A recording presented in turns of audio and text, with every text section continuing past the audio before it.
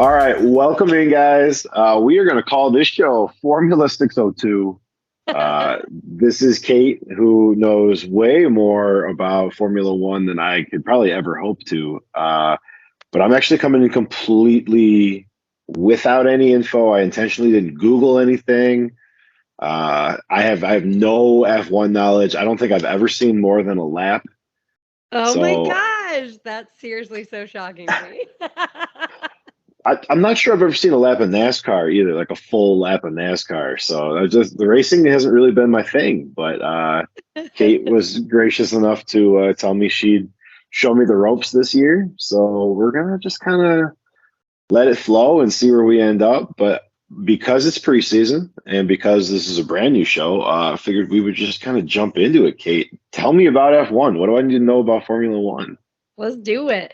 Yeah, so Formula One is one of the first types of racing that really started with a single body, one engine, one person in it kind of racing. Started in Europe. It was massive right out the gate. And I mean, we've talked about it. It's really only gotten traction here in the States, though we've had the race in Austin.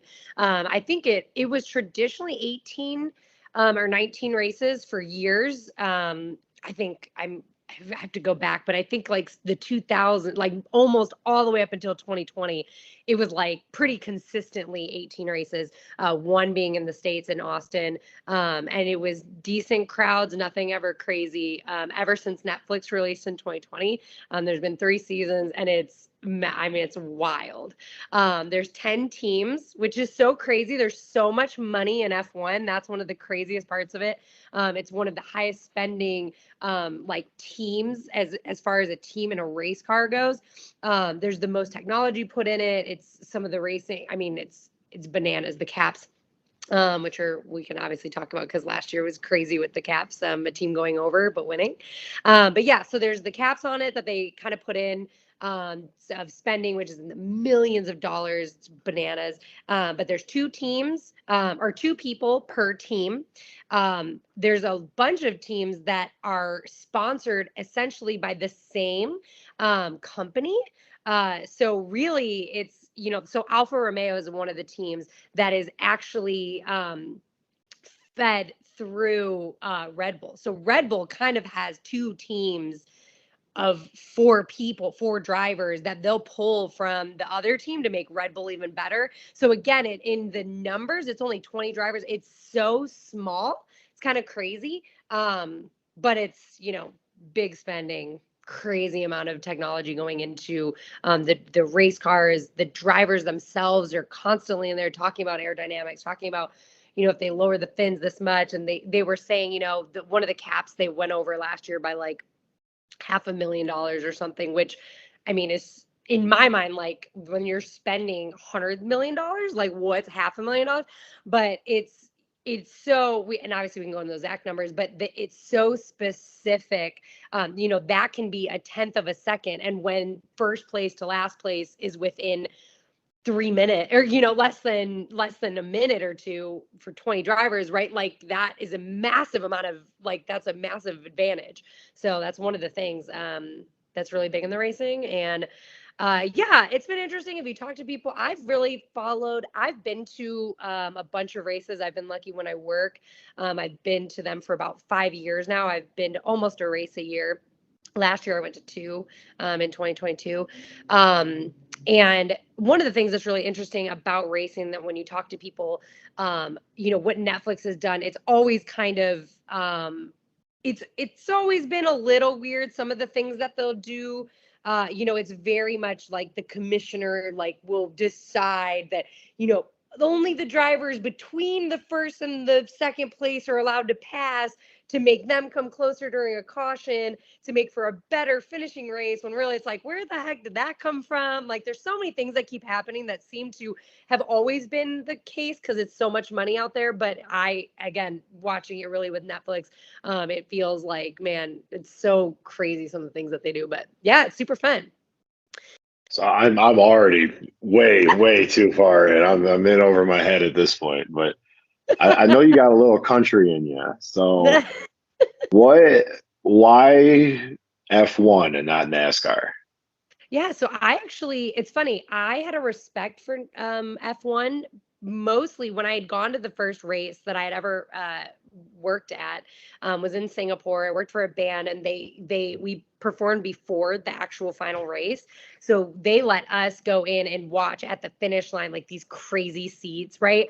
And the band each got to bring a person, and I was so pumped about it because growing up, I watched NASCAR with my dad as a kid. I was a big Jeff Gordon fan, and he was an Earnhardt fan, and it was always a battle. And I grew up understanding kind of racing, that team atmosphere, that that like the drive, right, to win. Like one of the things I will say, both with NASCAR and with F1, anyone watching that's like, oh, I don't really get F1, I don't like it. It's cars. I mean, NASCAR drive fast, turn left. F1 obviously significantly different. It's a lot, track racing, and there's rain, all the things that go kind of more into making it way more difficult. But with when you're watching F1 and NASCAR, one of the most important things I can say is always picking a driver. So when I first started watching, I really liked Mercedes. I looked up the drivers. I loved Lewis Hamilton, the things that he's done. He's been one of the best racers for um, 8 or 9 years now. And I like respect him, love him. So it's fun to cheer. It's fun to watch when you have a driver, right? Which is kind of with any sport, but really important with racing because those pit stops. I mean, they last seconds in that in F1. So like you're pulling in, and the difference between getting out first or getting out second, or are they going to pit? They're not going to pit. Like those little things, minutiae that are like crazy, become significantly more fun when you're like, that's my guy. Okay, he's pitting. Let's go. Let's go. Like it makes it so much more fun.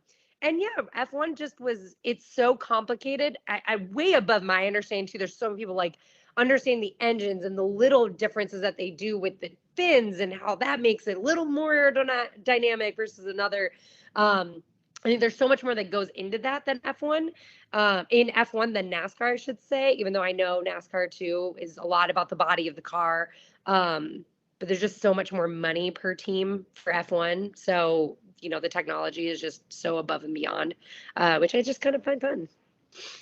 And they definitely are visually different. And then I Very just obviously, visually different. Yeah, right. obviously the culture around them is different too. Oh my gosh. Um, so I dove into the internet and I let the Formula One Reddit page pick Okay. my team, my constructor, Okay. right? It's Okay. like the team, Yes. Yes. You're a uh, constructor. Uh-huh. Uh-huh. and my driver. Oh, okay. Okay. And I'm it was just kind interested to of, see. I mean, because right now it's an interesting divide in where people kind of see it going. It's a very clear divide. There's two teams and two people that really everybody's leaning behind. There's some young kids coming up, so I'm interested to see what you think or what the internet's saying. yes, I mean, I don't know any of them. Yep. Obviously, there's some names that stand out, but Yeah. not having any of the knowledge, I figured letting the internet decide would kind of smooth out all the bias. Um, Love that. but my driver is Lewis Hamilton, Yeah, of course it is. I love and that. my constructor's RBR. So I mean, it's so Better. I mean, and like we said, like Red Bull last year, it's so interesting to me, got caught cheating. I mean, they're saying they didn't know. I mean, whatever. The money, but it was such a weird slap on the wrist of like, we're gonna fine you some more money, and that's it. Like, so I'm like, okay, so they're gonna be just fine. Like, yeah, take more money from them. Cool, they've already clearly spent enough. But I think it'll be an interesting year. I love Lewis Hamilton, I really do. He's currently tied with Nikki for the title of most wins. And I think he's hungry for it. I really do. I think Lewis is going to potentially take it. I kind of thought that last year too, and then they got blown out. And again, it's like, how much did that 1 second matter? How much did that money matter that Red Bull, again, cheated, like, went over on the money. But like, it'll be interesting to see, can Lewis Hamilton, like, can Mercedes come back? Can they be on top again? And I think I mean, he's hungry to do it. I think he'll retire shortly after winning again. And Red Bull's got a lot of young heart. But so does Mercedes. I actually love Russell, who's the number 2 for Mercedes. He's a good guy. I mean, I follow him on social media and stuff. He's like constantly working out, doing like putting in the effort. He's hungry to win. He's young. He's already won one race, which again is so massive when there's 20 drivers, 23 races. It's every win is, they dream of winning one race. So, yeah, I mean, it's cool. It'll be interesting to see. I also love Lewis. I mean, I really am a huge fan. I really want him to win. I like Mercedes. I actually also love Leclerc. Charles Leclerc. I love him so much, and I like Ferrari. Ferrari's like coming with a comeback, which is what Leclerc is for. But I just don't think, anyone can really touch Red Bull. Unfortunately, they're pretty unstoppable. They kind of showed that last year. It'll be interesting to see like how Mercedes kind of responds after they were so mad in 2021 after losing to him that they were coming back and they were coming with a vengeance, and then this last year just got like blown out of the water. It wasn't even, I think Max won it with like 4 or 5 races left. Oh, wow. Yeah, it was a lot. Like there was a lot of races and he was so far ahead. It was really crazy. Versus the year before that, it was so dramatic, right? Like it came down to the last race. There were some things that happened that were super questionable. Like I said, of the letting there were cars that were backed up. And so they let only the ones between and again, this so much, but Lewis had not pitted. Max did. Max was second. Lewis was first. And there were like 5 cars in between them. I think it was like 2 or 3 laps left, or not even. It might have been 1 or 2 laps left. And they let only the cars that were a lap down that were in between those 2 go ahead. Everyone else had to stay the way it was and finish out the race. And it was like such so a lot of people, that was 2021, felt like it was pretty robbed. But we'll I see. kind of like that though, because sports are a business. Oh, And I always like when you have that visual representation of the business trumping the sport. absolutely. Well, So, and I had asked my friend, so I have a really good friend that I tour with, that Dave, who has been into F1. He doesn't watch Netflix, like he has been into F1 since forever. He was really big into racing. And I asked him after that year, I was like, this is such total crap. Like, why would they do that? And he was like, yeah, they always, he's like, like the Netflix people like think that like it's because of how popular it is. And he's like, there's so much money into it. Like, there's always been things where you're like, that is not right. But there's like a lot of things that are no rules. It's like up to whoever at the moment decides that they're allowed to go through. And like, so it's hey, totally different. Yeah. all right. So the moratorium's off now. I'm going to start watching the Netflix show. I'm going to start doing my Okay. research Heck yeah. because you and me, we're going to play fantasy F1. I know. I'm And so I need to excited. pour all of my competitiveness and sports knowledge into a sport I have no idea about just to try to beat you out here. I love it. So, I'm super pumped about it. so conceptually, guys, we're going to do this every week or so. The F1 season isn't exactly week by week. There's some time off, but generally speaking, every week we'll get ahead of every race at least. Yeah. And just kind of catch up on where it's at. And I'll ask Kate some dumb questions about stuff that I don't understand.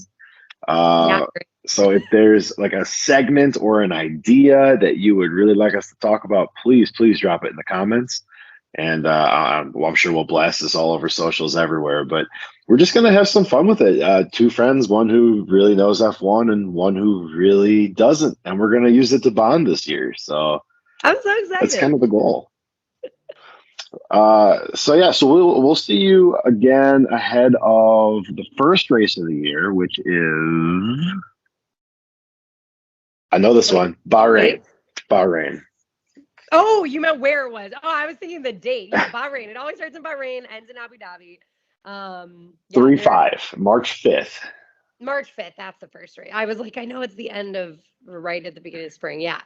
It's going to be so exciting. Bahrain's also such a great track. It's fun too. We'll get into like the night races versus the day races, which are massively different. Ooh, Yeah, that's fun. They pick those specifically on purpose. A lot of the races, like in the hotter places, are a lot of times at night because the tracks, right, are not as hot. The cars stick better. Same makes thing. sense. It's crazy too. Some of the things they do, they pick like some of the locations. Are it's a lot of Europe. Obviously, it definitely is ever, but it started in Europe, and a lot of the places it's like they'll try to pick out of the rainy months, but it rains, and those like the tire. I mean, you guys, the amount of technology that goes into like tires alone. Like you guys are there's so much stuff. This is gonna be wild. I'm excited for this for you because it's about to blow your mind. I'm pumped up. I'm pumped up. This could be a very dangerous new habit. For sure. You're about to go down a rabbit hole, I'm telling you. Well, like I said to Kate off camera earlier, this is going to replace MLB for me this year. So I have energy to spend, but I'm going to try to get up to speed as quickly as I can. That's gonna be great. I'm gonna study up too. All right, so that's Kate. I'm Rick, if you're new to the channel, and we're calling this Formula 602, which is our house brand. So F1 discussion and learning and coverage and fandom and Heck wherever else the yes. season takes us. Thanks, Okay. Kate. Bye.